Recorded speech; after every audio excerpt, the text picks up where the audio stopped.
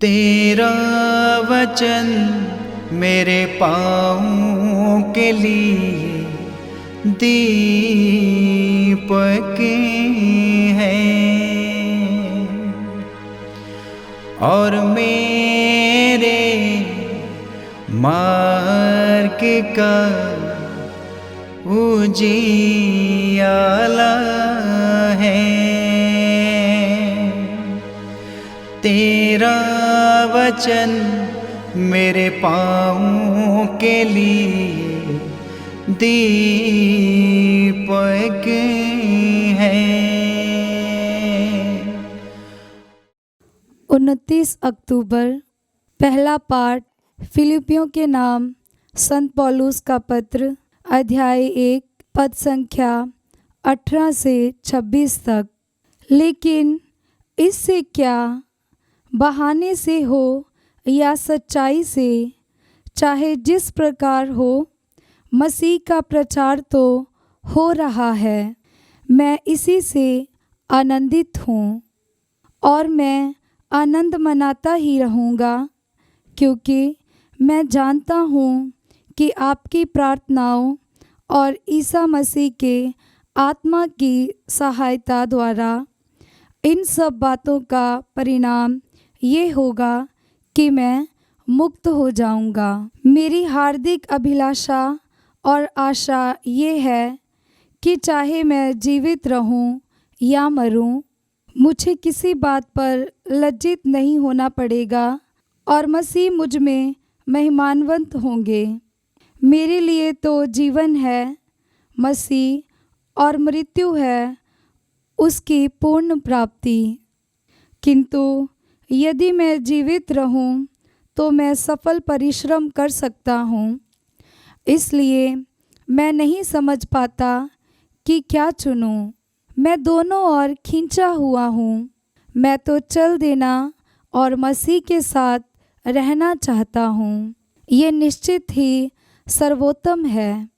किंतु शरीर में मेरा विद्यमान रहना आप लोगों के लिए अधिक हितकर है। मुझे पक्का विश्वास है कि मैं आपके साथ रहकर आपकी सहायता करूँगा, जिससे आपकी प्रगति हो और विश्वास में आपका आनंद बढ़े। इस प्रकार जब मैं फिर आपके यहाँ आऊँगा तो आप मेरे कारण ईसा मसीह पर और भी गौरव कर सकेंगे। ये प्रभु की वाणी है। ईश्वर को धन्यवाद। भजन अनुवाक्य। मेरी आत्मा ईश्वर की, जीवंत ईश्वर की प्यासी है। मेरी आत्मा ईश्वर की, जीवंत ईश्वर की प्यासी है। ईश्वर जैसे हिरनी जलधारा के लिए तरसती है, वैसे मेरी आत्मा तेरे लिए तरसती है। अनुवाक्य। मेरी आत्मा ईश्वर की, जीवंत ईश्वर की प्यासी है। मेरी आत्मा ईश्वर की, जीवंत ईश्वर की प्यासी है। मैं कब जाकर ईश्वर के दर्शन करूँगा। अनुवाक्य। मेरी आत्मा ईश्वर की, जीवंत ईश्वर की प्यासी है।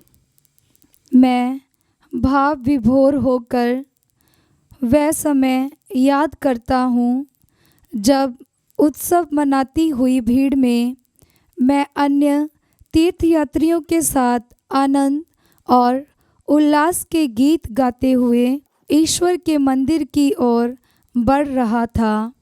अनुवाक्य। मेरी आत्मा ईश्वर की, जीवंत ईश्वर की प्यासी है। जय घोष। हालेलुया। अनुवाक्य। हालेलुया। मेरा जुआ अपने ऊपर ले लो और मुझसे सीखो, मैं स्वभाव से नम्र और विनीत हूँ। अनुवाक्य। हालेलुया।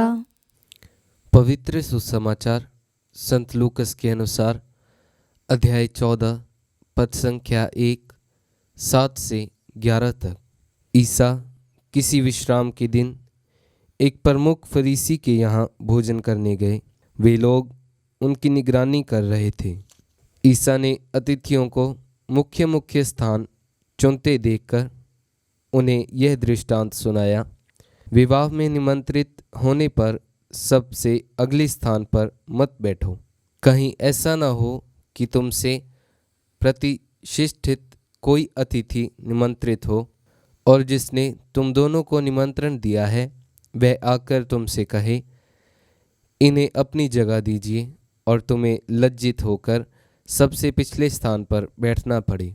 परंतु जब तुम्हें निमंत्रण मिले तो जाकर सबसे पिछले स्थान पर बैठो, जिससे निमंत्रण देने वाला आकर तुमसे यह कहे, बंधु आगे बढ़कर बैठिए। इस प्रकार सभी अतिथियों के सामने तुम्हारा सम्मान होगा, क्योंकि जो अपने को बड़ा मानता है वह छोटा बनाया जाएगा, और जो अपने को छोटा मानता है वह बड़ा बनाया जाएगा। यह प्रभु का पवित्र सुसमाचार है। क्रिस्त की जय।